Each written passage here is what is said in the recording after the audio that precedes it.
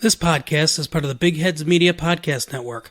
Go to bigheadsmedia.com for more great podcasts. Well, hello everyone. Welcome back to Everybody Lies, our house mid podcast, MD. Hey there, cool cats and kittens. Oh man. Yeah, this I think that House would like to feed Stacy's husband to the tigers. Yep. He doesn't seem very fond of him. So as in this episode, as we learned last episode, House has agreed to take on Stacy, his ex-girlfriend's new husband, as a patient. Mark Warner, no relation to me. Oh, okay. And I just want to clear that up. But thank you. He the episode begins with Stacy and House at a restaurant, and we've learned that Mark Warner's been avoiding him and everything, seems afraid of him, although he won't admit it. I think this is like the opening scene's a little kind of ridiculous in the fact. Yes, it's kind of very ridiculous. Like he sits down and all of a sudden they're just like sniping at each other. They have never met each other. He like Stacy's husband basically says like, "Oh, I thought you'd be bitter and everything because, you know, Stacy married me." Well, House. And then he grabbed her hand and started kissing it. Yeah. Well, House broke up with her because of the decision that she made, like long before she met him. So I don't like, it's not like he stole, it's not like they were competing for her in college or something and she chose Mark. Like I don't know. It's a pretty ridiculous set of circumstances, and the way they act is really ridiculous. Although I guess House is justified because House is trying to goad him. Justified? Yeah, House isn't justified, right? No, he wasn't, unfortunately.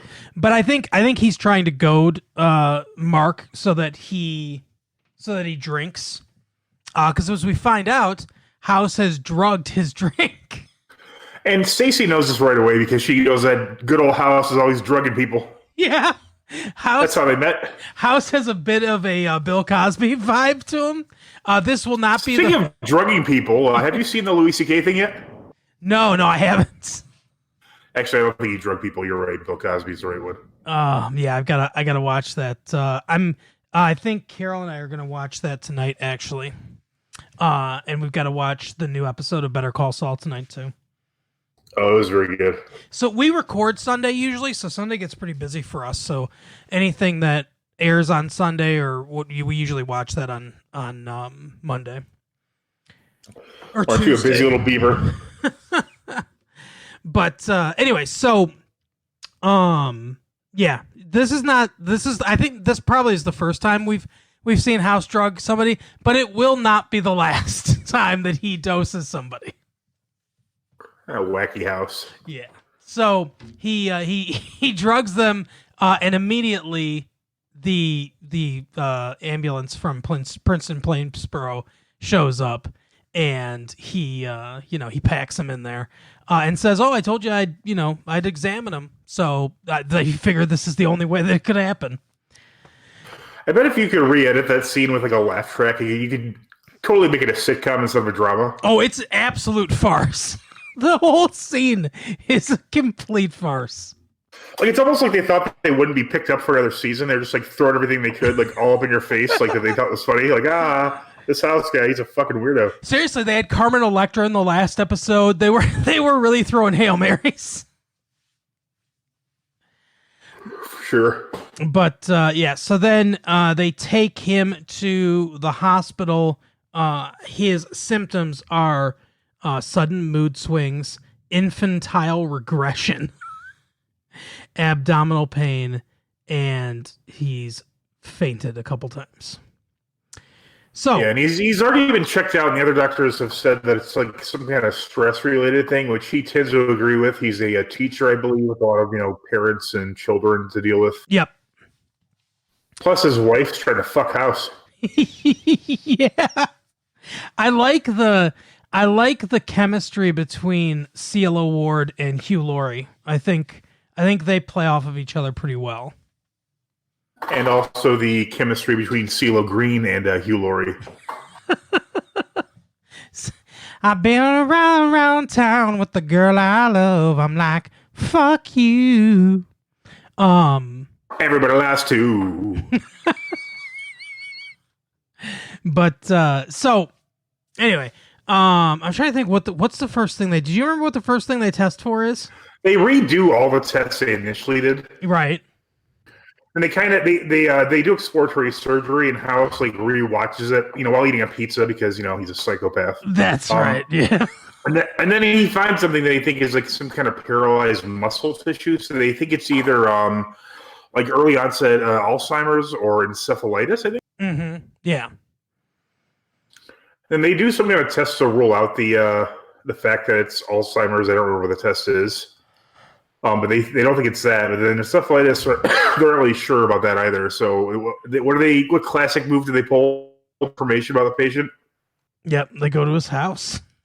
And what's her name? Stacy has set out cookies because she apparently was well aware of House's proclivity to send his students to break into people's houses. Yep, Foreman and Chase go to the house, and they. I almost forgot. There's a scene that I thought was pretty funny was when Cameron was like trying to do like an impression of House. It's just like the worst impression ever. Yeah. And she's like, "I'm Foreman. I steal cars or something." And he's like, "Yeah, I'm shooting milk out of my nose." It's so funny. It's just like weird. Oh my god. Yeah, it's not quite my Mr. Rice impression. But You mean your Mr. DeVito impression? Hey Rika, get out of there.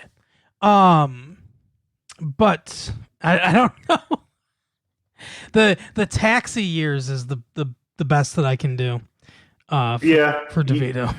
You definitely don't have the Philadelphia accent and Always Sunny in Philadelphia. Yeah, I need to watch more episodes of that. That takes place in Philadelphia. Does it? Always. Okay. Well, that's interesting. Philadelphia. I've been talking about that. Actually, no, it doesn't always take place in Philadelphia. They go to like New Jersey sometimes. Well, that makes sense. They're aren't they in the mob or something? Isn't that what that? Have you really? I think you've seen this show. I have. I'm just joking. No, they I know they own a bar. Yeah. And Danny DeVito's their financier. And they get a gun one time because there's a bunch of robberies. Yeah, to be honest, the past last couple, maybe last 3 seasons haven't been all that great. There's been some fun episodes, but in general, it's just really kind of fallen off, I feel. And that one guy gets jacked and claims that he did it naturally, and I don't know if I believe him. Oh no, he basically said he just took like an entire did nothing but focus on his fitness for the whole year. Right. Like he would get 8 hours of sleep every day and train 5 days a week and just eat this crazy diet and stuff. So I believe it. I mean, he seems to be able to adjust his weight. Usually that's a good indicator that you could also gain muscle. I feel that people like that are mesomorphs. Where they're right. They're really good at changing their body mass. Yeah. I wonder if he took any testosterone, though, because that's not technically... Oh, I wouldn't be surprised, especially at his age. Yeah, because, I mean, that's not anabolics or anything. No, we'd have to have Matt compare this to previous episodes, see if there's any accidental doodad shots, and then he can compare the size to see if, there's some indication that there's been shrinkage, because I think testosterone will do that. Yep, that's true. If that's the case, then shouldn't you brag about having tiny balls? No one's ever like, ooh, they're like BBs down there. I'm so full of testosterone. Yeah, that is weird. That's weird that no one, first of all, it's weird that it does that, and it's weird that nobody ever mentions it. Oddly enough, I also think testosterone is the chemical responsible for the penis stopping growing. Oh, really? Yeah, I think I read that somewhere. I don't know where I was reading that. My penis growth quarterly, probably. Well, I'm pretty low on testosterone, so. Huh. That's all I want to say. No, I'm just... No, I probably have an average amount of testosterone. But that's great. But that's my new euphemism. So, House, I remember House is like, he's thinking and he goes up to the roof where Stacy finds him. And she says, "Oh, I knew you'd be up here on the roof." He's like, I haven't been up here in 5 years. Right. It's kind of funny the way she says that because, we're all like, "What? Why would he be on the roof?" But apparently that's what he used to do before his leg was all fucked up. Is he liked the stair machine, I guess. But now not anymore. What if now he just went and stood by the stair machine? Right. Like, it's implying that I'd be climbing stairs into the roof. Yeah, he goes to the Then they called him the Stairmaster. But he's they have quite a moment there. A lot of this episode is and then House jumps off the roof and he dies. And that's how the show ends. Yep, that's the season finale. And then it's over. So they he talks to Foreman and Chase, and basically they say that we didn't find anything in his house. They always this happens so often where they're like, "Oh, we didn't find anything," and then they rattle on. They basically recap the scene that they were into House, and he's like, "Wait a second, didn't you think that this was significant?" Yeah, like, wait a second. Don't you think that container marked biohazard meant something? Oh, yeah, you're right. You're right, House. I don't know why we didn't think of it. But he says that, first of all, that like him and Warner all, they're going back and forth to each other and everything as usual. And he mentions how he took Stacy on her dream honeymoon to Paris and everything, and he even like even vividly describes fucking her in the hotel room and stuff. It's really messed up. But House is talking to the guys, and they're like, "Oh yeah, the exercise bike or whatever was all whatever, and the kitchen was half finished and all that stuff." And then it's like you're painting a scene with words there, Mark.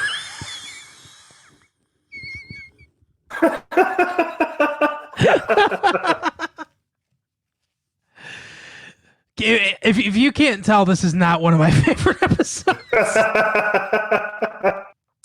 But so then he says to Stacy, the aha moment comes when he's saying to Stacy, he's like, well, he must be a good guy. He took you to Paris and everything. She's like, what are you talking about? He fucked you in the car on your honeymoon. Right.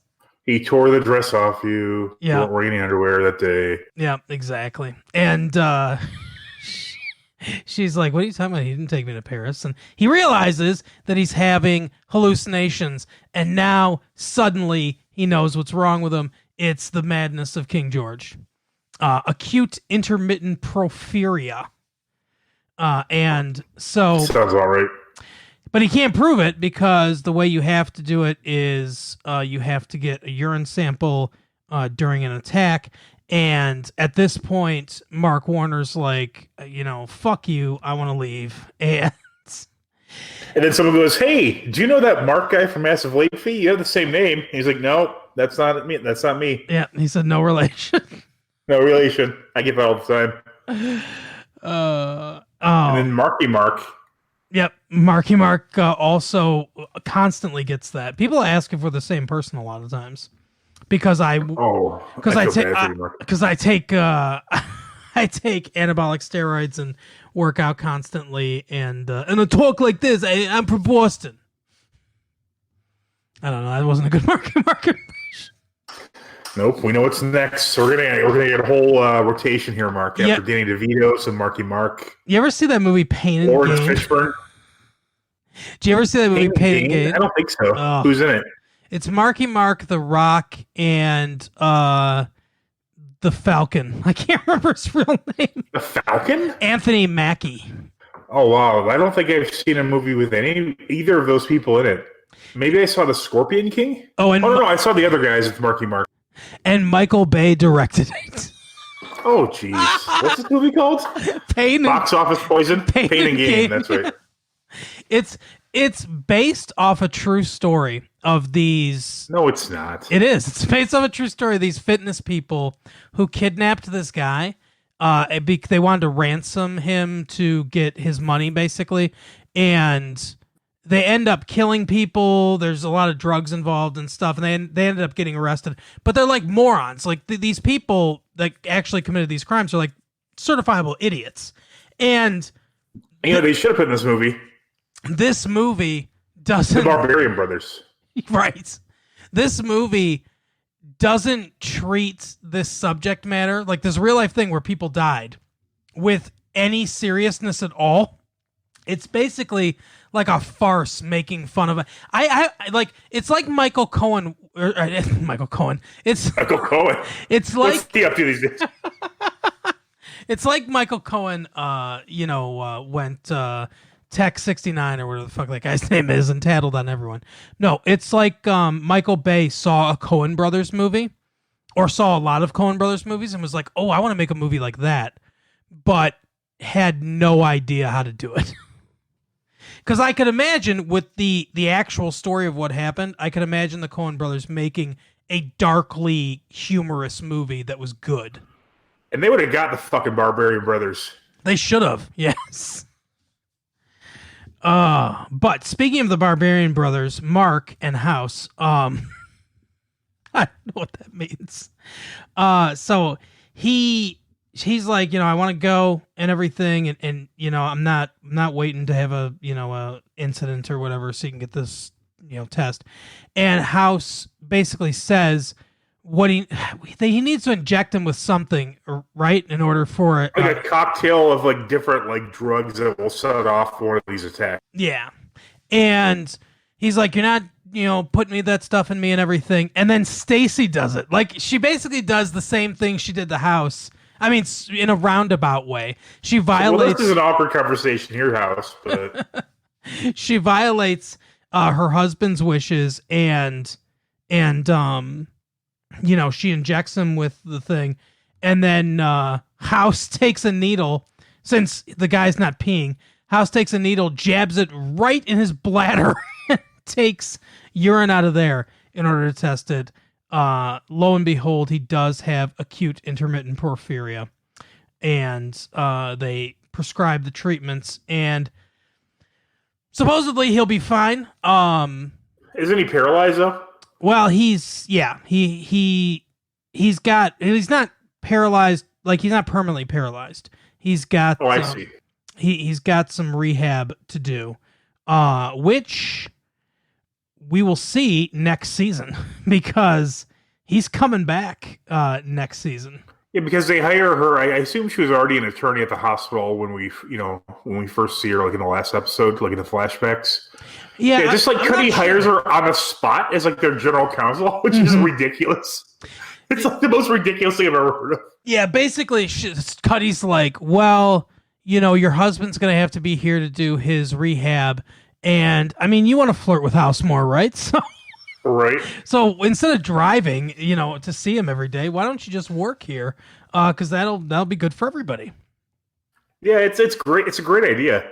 I think Cuddy really wants to get her back together with House. Maybe. But House makes a remark in this episode that he got funky, as they say, with Cuddy once. I don't know if it's a joke or did that actually happen. Well, that is the subject of much debate. I don't know if we ever get an actual definitive answer from stuff that happens later in the series. My guess is yes, that at least one time when they were in college they had sex.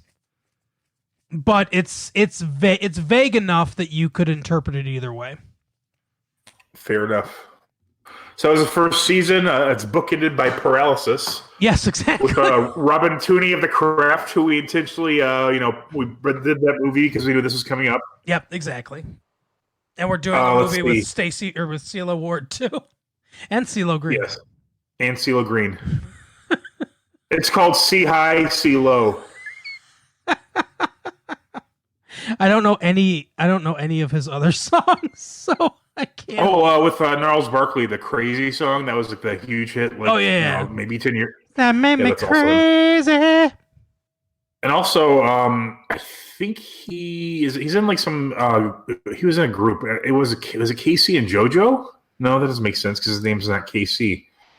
Jodeci, maybe? I don't remember. He was in like one of those kind of groups too. Didn't Casey and JoJo do that like all my Yep. life? Yes, and I think they were from another group as well. I don't remember which group they split off from. And maybe Belle Biv DeVoe. I don't know if that's true. Probably. Could be. I feel like I need a chart in front of me for this part.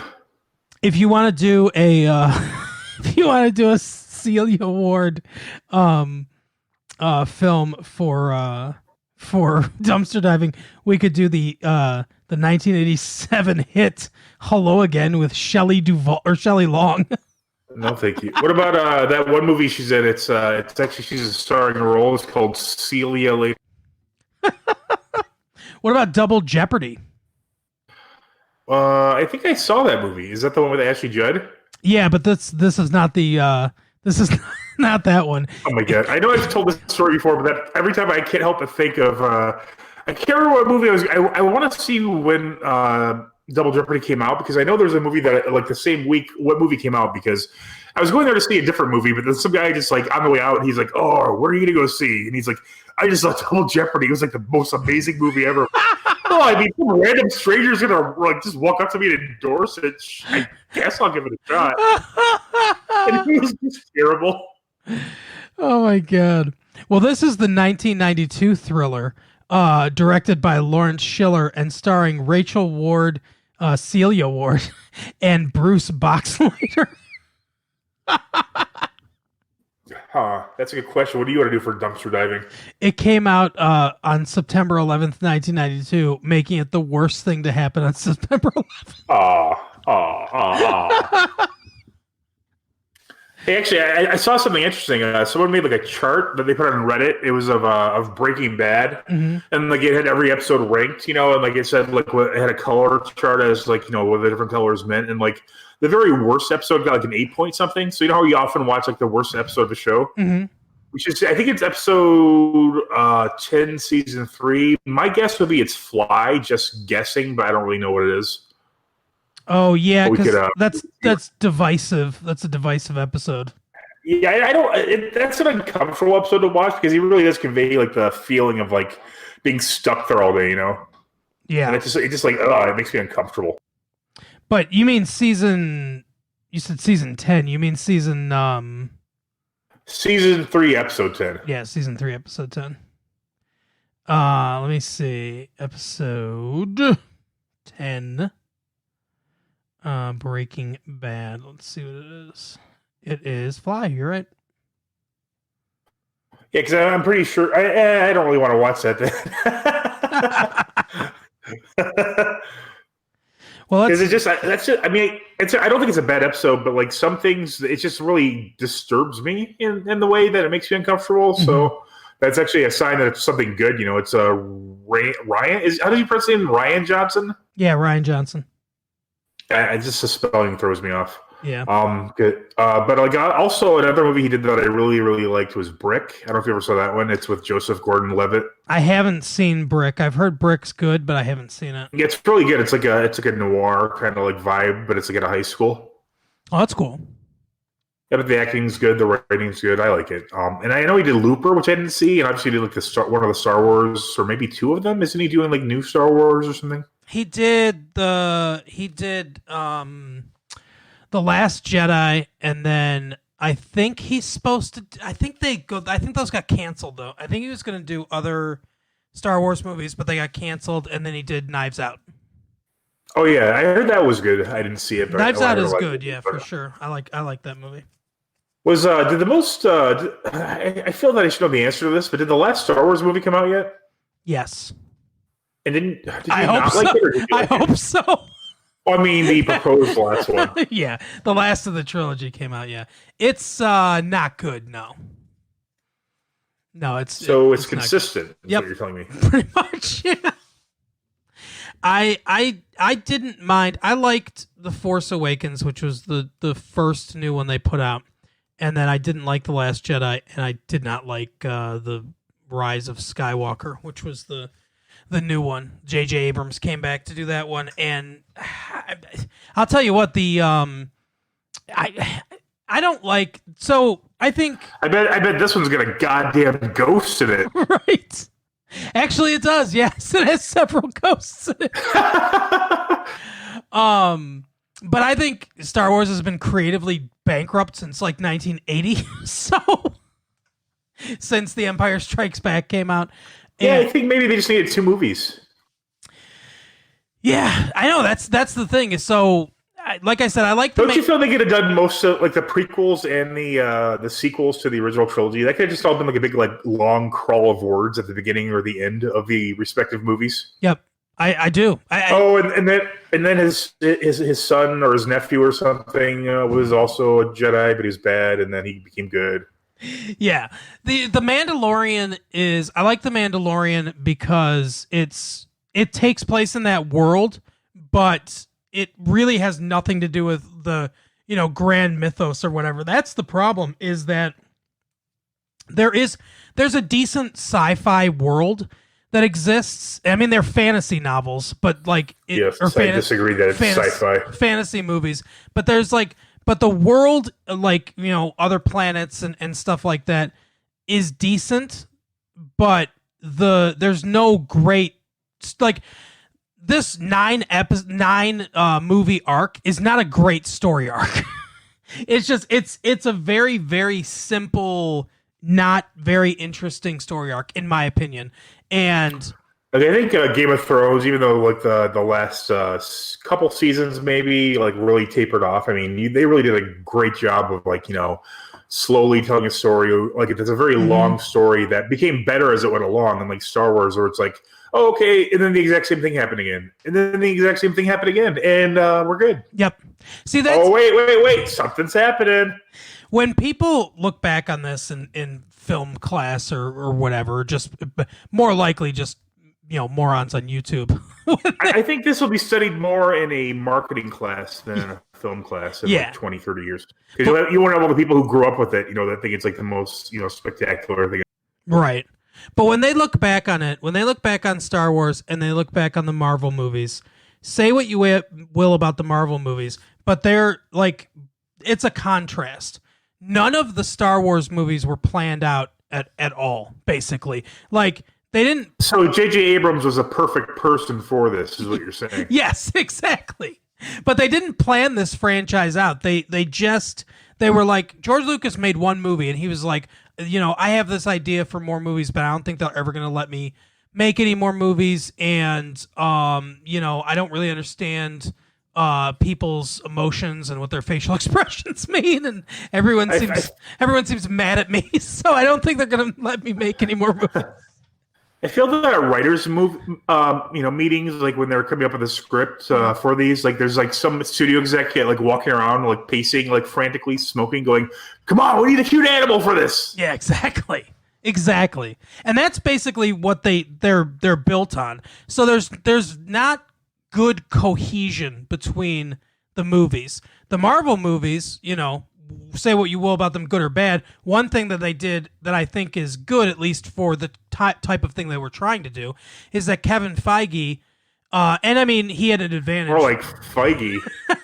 he had an advantage because, he had comic book source material to work off of, but they were all planned out. Like the whole arc of, from the first movie from Iron Man to the last movie that they did with Thanos and everything, that was all planned out. How it was going to build, how they loop in together and stuff like that.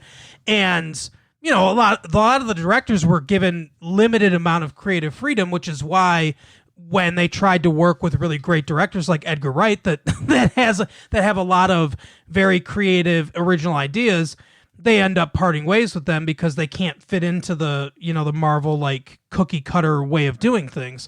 What movie was he supposed to do? Ant-Man. That would have been really great, I think. Yeah, Ant-Man maybe the most boring of the Marvel movies because it's a very generic Marvel film. But I would have watched it if Edgar Wright had directed it, but I imagine his use of like the camera would have been like amazing, like especially with all the different symmetrical aspects and size and stuff. It'd just be brilliant. there's a couple. Like it'd be like Baby Driver, but for visuals instead of audios. Yeah, there's a couple things, a couple scenes in the movie, and a couple ideas in the movie that I think are left over from the script that he wrote because they seem very Like that part where Simon Pegg and Nick Frost show up and drink. Yeah, exactly. They show up in an English pub and Ant-Man runs past them and they're like, hey, did you see And that then gelato tiny-" falls on him. Right. Just see that tiny guy? And then Nick Frost just shrugs and tosses his glass over his shoulder. But yeah, so like for instance, there's a part where the final fight in Ant-Man, spoilers for Ant-Man, I guess. The final fight takes place on a children's play set, which is like it's a train set with some other toys around it, and it's really kind of fun the way it's shot because there's like this huge climactic battle between two shrunken human beings going on and everything, and there's this train coming and the music's really exciting, and then they just pull back like as a wide shot of the child's room, and the train just kind of like lazily falls over because it's just a wooden train. And it's like that idea I think is left over from Edgar Wright's original script. But yeah, so there's a couple things like that I'm like, that's an Edgar Wright idea. But most Did of he get any kind of credit on that? Yeah, I think they gave him like story or something. Yeah, I think they gave him a story by credit, or they might have even given him a screenplay credit with the people that rewrote it too. Gotcha. But yeah, it was like I said, it's very generic mostly, but there's a couple flashes. But that's been House. Yeah. So overall, what do you think of the season? I thought it was okay. It does definitely get into like the routine, like procedural heavily at times, which is good and bad. It's nice because you don't really have to pay a lot of attention. It's like, oh, it wasn't what it was. So I mean, clearly, what's going to happen in this episode. Yeah, I think first season overall is pretty good. One of the stronger seasons of the show. Yeah, I think season 2 and season 3 I think are also very strong. Then it starts to lose its path a little bit, but yeah, I thought it was a very strong season. What you're saying is, out of the 8 seasons of House, 5 of them are bad, and we're going to be watching all of them. Well, I don't know if I'd say bad. They get uneven. So there's good episodes and there's bad episodes. One of my favorite episodes of all time, I think, is in season 6, maybe.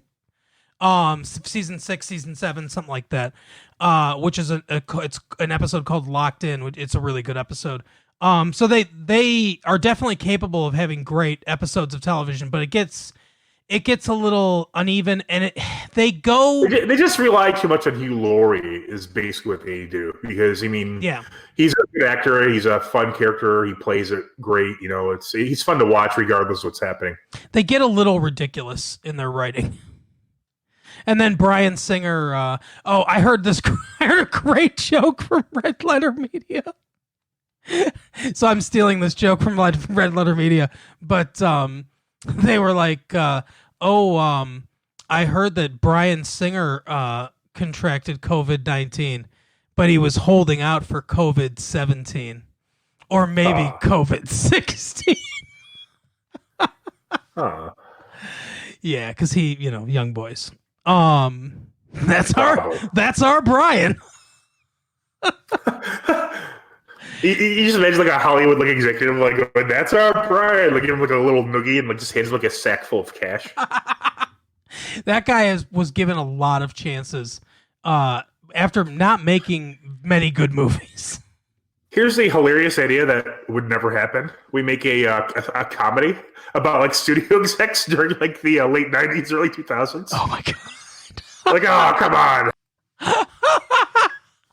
Everything that happens is just like a sitcom joke. So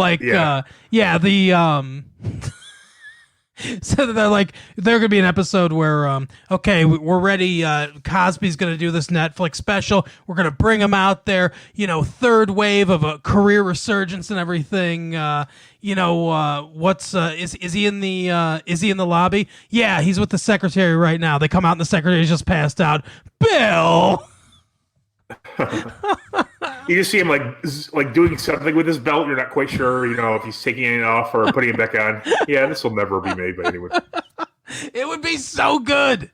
Oh, if I could find, you know what? I wish I had animation skills. If anyone out there that listens to this has animation skills and you want to share in revenue if we ever get monetized by YouTube, contact me. And we'll start putting together videos that are animated, and we'll do Mike and you and I can do voices and stuff like that, and we can make this because I feel that's the only way it would really be made is animated. Possibly.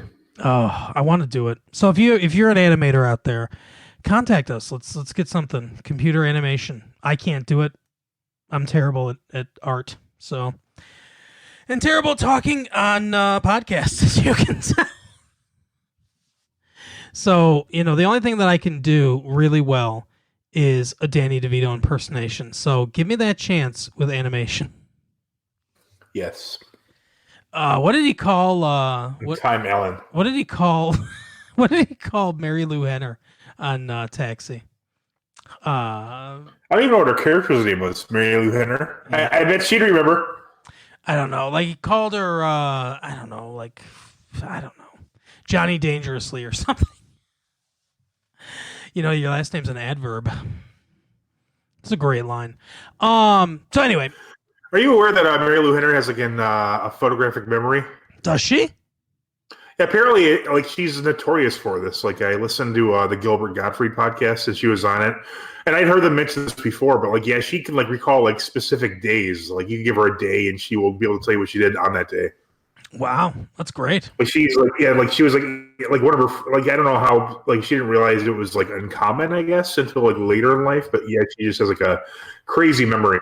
Well, Mary Lou Henner, if you are listening to this, why don't you come and be on the show? We'll interview you, and you can tell us what your character's name was on Taxi and what Danny DeVito called you, and then you can also rate my Danny DeVito impersonation. Why don't you just do the impersonation and we'll claim it's Danny DeVito's podcast, and she'll never know. Hey, Mary Lou, come on the show. That can be her thing. We'll just first of all, how would she hear your voice? I mean, it's not like you have her number or anything. You'll send an audio message on Twitter. Yeah, that's what I'm going to do. I don't know if you can do that. Can you? I'm going to cut this piece of audio out on Twitter. I'm going to add her at it every day, and then put it under a picture of Danny DeVito. Yep. Make a video with a Danny DeVito image. Or just him talking, but it just doesn't match up whatsoever. Yep. Mary Lou, come on the show. This is what I call you. All right. Anyway, that is our. So it will match up. You just find a line from Taxi and then change the words. I mean, it might not be the most cohesive sentence you've ever heard, but just words that rhyme with hey, go get the cab. You'll change the word cab to I don't know. Be on our show. It would be fab. Yes. Yeah. Mary Lou Henner, come on the show. I don't even know if he calls her Mary Lou in real life. Does he just call her Mary? What do people call her? I think he calls her that bitch. Oh, wait, no, that's Carol Baskins again. My apologies. That bitch again. Oh, my God. I feel that she doesn't get along with somebody from the cast. Maybe it's Tony Danza. I mean, can you imagine anyone? Tony Danza just seems like he's getting something past someone with his career. Don't you feel that way? Absolutely. You never look at oh my God, I wish I had someone Tony Danza's level for this. That guy couldn't remember a name other than Tony. Yeah, as you point out, all his characters' names are Tony. Yeah. So, I mean, and you're an actor. How'd you get through doing that? Just that alone. Doesn't it look like somebody like took like a one of the guys on the crew and just like suddenly like, oh shit, we need someone to do this part. Get in there like every single time. Seriously, that's it. That it very much seems like that on Taxi, where they're just like, hey, that guy hammering a board up there. Let's get him down there and have him sit there. He looks like a cab driver. He was actually fixing the cabs during the takes. I don't know what he did on the show. I never really watched it. Riga. Was that Danny DeVito or Tony Danza? Which of you decide. Whatever it sounded closest to. Is that the new game you're preparing, Tony or Danny? Oh, yeah, that's what I'm gonna do. I have an idea, and I have an idea of a game that I'll play for you on the main show. But I don't want to tell you exactly how it ties in because I don't want you to be able to study up for it. You rascal. All right, I'm going to take a lot of this and turn it into a video, I think. Especially talking about the Star Wars shit and stuff. But anyway, yeah. Season 1 of House. We'll be back for season 2. And will be more Sela Ward, more Mark Warner, more House shenanigans. Will he like in a porn? Ted Danson will show up telling you that you're not supposed to fuck yet. Yep. Will House like in a Pornhub video be able to steal Stacey Warner, or will his stepsister get in the way? Oh god, I saw this thing on, I think it was the Chive. It was just like funny, like Pornhub comments. It was like, a bunch of pictures. They were pretty hilarious. Yeah, I saw some video, and it was like what it's like being a stepbrother in 2020 or something like that. And this guy walking around, and his quote unquote stepsister comes up to him, and she's like, "Oh, stepbrother, why are you playing this game? I need to reach this thing, stepbrother." And like she just keeps like doing that stuff, right? And at one point he's like, slower. At one point he's like, "Why do you keep calling me stepbrother? Just call me Nick. That's my name." And she's like, finally, she's like, "Can't you see I want to fuck you?" And he's like, "That's gross." She's like, "We're not related." And he's like, "It's gross though. We grew up together." It's really funny. I feel that in general they are new step siblings in the videos. Yeah, you can't, it's hard to avoid those things. Like everything you type in, it'll have like a step sibling variation. Yeah, exactly. You type in S because you're looking for sexy pictures of flower loving I don't know, albinos, and you get stepsister. Did I ever tell you about this time Matt made an alarming discovery about a adult video he had downloaded? No. What was it? The video was called that it featured women?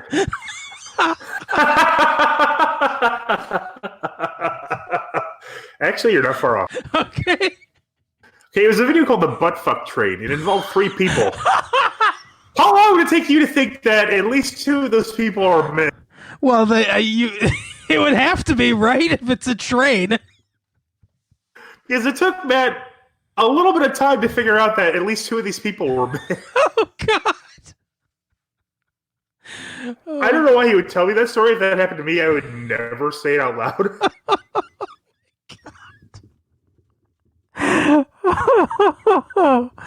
Oh, he was doing his own, what was it, meat swing or something? Meat spin. Meat spin, right. Holy shit. Oh, man. Now you're going to see that every time you hear, "Ride, baby, ride now." Yep. Oh, all right. Anytime I watch The Wedding Singer, it's in The Wedding Singer. Oh, we should edit that in. We should edit that into that part of The Wedding Singer. If I could get away with putting that on YouTube, which there's no way we could, I would edit that into that scene. Oh my God. Yeah. This episode brought to you by meatspin.com. We'll see you next week. All right, bye.